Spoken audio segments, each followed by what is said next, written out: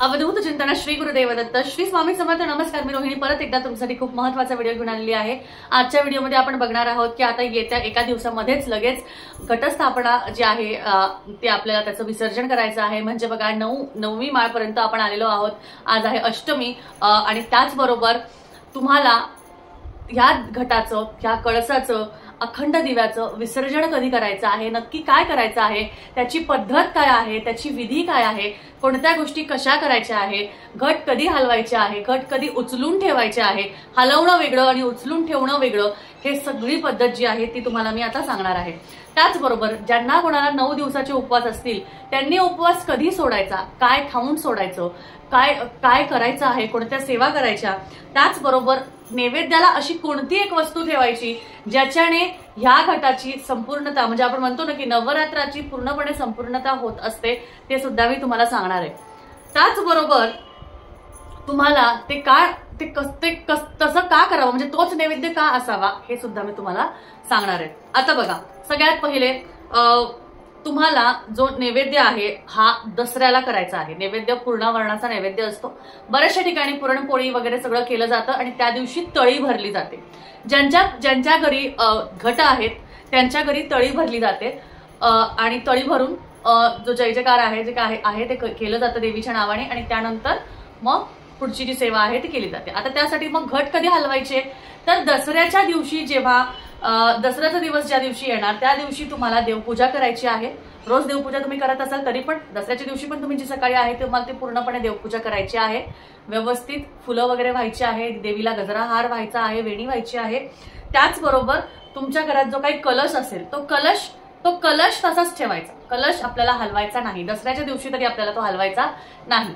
घट असेल तर घट तुम्हाला जेव्हा तुमची आरती होऊन जाईल, दसऱ्याची जी आरती होऊन जाईल, पूर्णावरणाचा नैवेद्य जेव्हा होऊन जाईल त्यानंतर आरती झाल्यावर मग तुम्हाला फक्त जो घट आहे तो 3दा फक्त जागेवरनं हलवायचा आहे, बस तेवढंच। माळ वगैरे हे आता दसऱ्याला लगेच काढायची नाही, म्हणजे सकाळी लगेच काढायची नाही, तर तुम्हाला फक्त जागोजागी तिथल्या तिथेच फक्त 3दा फिरवायचं आहे आणि त्यानंतर तुम्हाला आरती वगैरे झाल्यावर तुमचा उपवास तुम्हाला त्या पूर्णावरणाच्या नैवेद्याने सोडायचा आहे।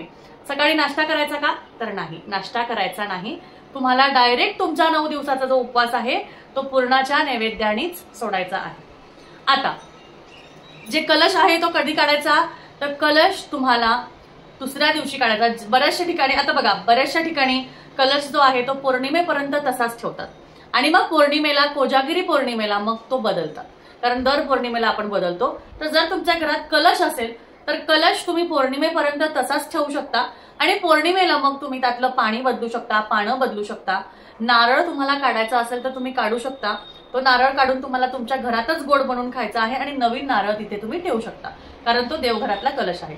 2 कलश देवघरात नाही, हा कलश सुद्धा जो आहे मांडलेला तो देवघरातलाच कलश म्हणून तो मांडलेला आहे, कारण 2 कलश एका वेळेस आपण देवघरात मांडू शकत नाही। पण ज्यांच्या घरात घट नाही आणि कलश मांडलाय तर त्यांनी विसर्जन केलं दसऱ्याच्या दिवशी, ते कलश काढला, त्यातलं सगळं पाणी वगैरे झाडांना टाकलं, पानं वगैरे निर्माल्यात टाकली तर चालेल। अशा पद्धतीने तुम्ही करू शकता।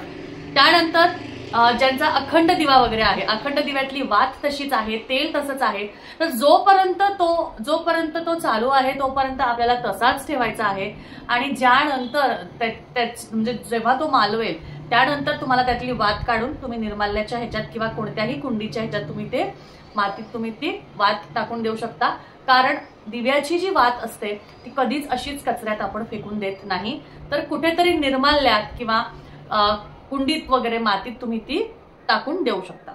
त्यानंतर आता कोणता एक नैवेद्य तुम्हाला देवीला दाखवायचा, मी तुम्हाला सांगितलं पूर्णावरणाचा नैवेद्य करायचा आहे।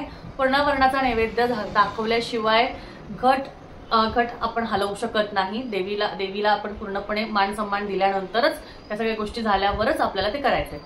एक नैवेद्य तुम्हाला काय ठेवायचं आहे, तर मी तुम्हाला सांगितलं होतं 9 दिवसाच्या 9 माळी, त्यामध्ये 9व्या माळीला लिंबूची माळ करतात। लिंबूची जी माळ असते तर ती सुद्धा महत्वाची असते। आता आमच्याकडे लिंबूची माळ नसते, पण बऱ्याचशा ठिकाणी ज्यांच्याकडे लिंबूची माळ असते तिकडे ते लिंबूची माळ घालतात। पण तुमच्याकडे जरी लिंबूची माळ नसेल, तुम्ही साधी माळ घालत असाल तरी सुद्धा दसऱ्याच्या दिवशी जेव्हा तुम्ही देवाला नैवेद्य दाखवणार पूर्णाला, तेव्हा तुम्हाला एक दुसरा नैवेद्य काय दाखवायचा आहे, तर तुम्हाला एक लिंबू घ्यायचा आहे। लिंबू आपण जसा अर्धा चिरतो तसा अर्धा 2 अर्धे चिरायचे आहे, त्यावर साखर घालायची आहे, त्या अर्ध्या चिरलेल्या लिंबावर साखर घालायची आहे आणि त्याचा नैवेद्य ते तुम्हाला तुमच्या घटाजवळ ठेवायचा आहे, कारण लिंबाचा नैवेद्य सुद्धा देवीला दाखवला जातो असं म्हटलं जातं। त्यामुळे तुमच्याकडे लिंबूची माळ जरी नसेल तरी तुम्ही ते करू शकता।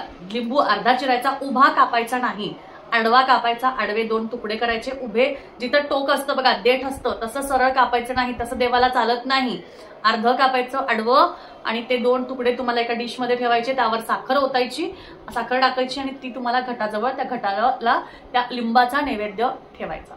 ज्यांच्याकडे पद्धत आहे त्यांनी तसं करावं, ज्यांच्याकडे पद्धत नाही, तुम्हाला इच्छा आहे तुम्ही करू शकता, तुम्हाला वाटतं नको वाढवायला, नाही काही गरज, घटाला नैवेद्य लिंबाचा दाखवावा लागतो म्हणून मी तुम्हाला सांगतेय, त्यामुळे तुम्हाला इच्छा असेल तुम्ही दाखवू शकता। आणि तो लिंबू जो तुम्ही देवाला नैवेद्य दाखवलेला आहे, घटाला नैवेद्य दाखवला आहे, तो लिंबू तुम्ही घरात लिंबाची फोड जेव्हा चिरता देवाला नैवेद्य दाखवण्यासाठी किंवा घरात ताटं वाढण्यासाठी, तर त्याऐवजी त्या लिंबाचा रस मग तुम्ही तुमच्या घरात वापरू शकता। त्याचा मग नंतर तुम्ही रस करून पिऊ शकता, तुम्ही घरात तुम्ही जेवताना तो एकमेकांनी तुम्ही घेऊन तो खाऊ शकता, तो तसं तुम्हाला खायचा आहे। तर हा एक नैवेद्य खूप महत्वाचा आहे, लिंबूचा पूर्णावरणाचा आहे। त्यानंतर दसऱ्याच्या दिवशी संध्याकाळी जेव्हा आपले पुरुष मंडळी सिंहलग्नाला जातात, देवीच्या दर्शनाला जातात, दर्शन घेऊन येतात, त्याच्या आधी आपल्याला आपला घट काढून घ्यायचा आहे आणि त्यानंतर जाताना त्यांच्याबरोबर धाण त्यांच्याबरोबर द्यायचं आहे, धाण देवीला अर्पण करायचं आहे। जेव्हा ते देवीच्या दर्शनाला जातात, सिंहलग्नाला जातात, तेव्हा धाण इथनं धाण घेऊन जायचं आहे, ते देवीला अर्पण करायचं आहे आणि मग येताना आल्यावर देवाच्या पाया पडायचं आहे। पण ते घरी यायच्या आत तुम्हाला जे घट आहे ते पूर्णपणे काढून ठेवायचे आणि काढून ठेवल्यावर तुम्हाला ते बाजूला ठेवून द्यायचे आहे, ते पुरुष मंडळीच्या दृष्टीस पडू नये असं सांगितलं जातं, अशी पद्धत आहे। त्यामुळे ते तुम्ही काढून ठेवा। त्यानंतर देवाचे दर्शन घेऊ द्या त्यांना आणि तुमचा जर संध्याकाळचं मग दसऱ्याचं जे काही आहे, जी काही विधी आहे, ज्या काही तुमच्या गोष्टी आहेत त्या तुम्ही करू शकता आणि अशा पद्धतीने तुम्हाला घट विसर्जन, नवरात्राचे जे 9 दिवसाचं जे विसर्जन आहे ते तुम्हाला करायचं आहे अशा पद्धतीने। शेवटची गोष्ट मी तुम्हाला अशी सांगेल, तुमच्या घरात जी परंपरा आहे, तुमच्या घरात जशा गोष्टी आहेत साध्या असतील साध्या पद्धतीने करा, नसेल जास्ती तर असं केलं तरीही चालेल, अवघड काहीच नाहीये। सकाळी आरती करायची, नैवेद्य दाखवायचा, थोडासा कट हलवायचा, संध्याकाळी जेव्हा पुरुष मंडळी किंवा आपण जेव्हा देवीला जातो तेव्हा जाताना धाण बरोबर घेऊन जायचं, ते यायच्या आत आपल्याला हे काढून ठेवायचं।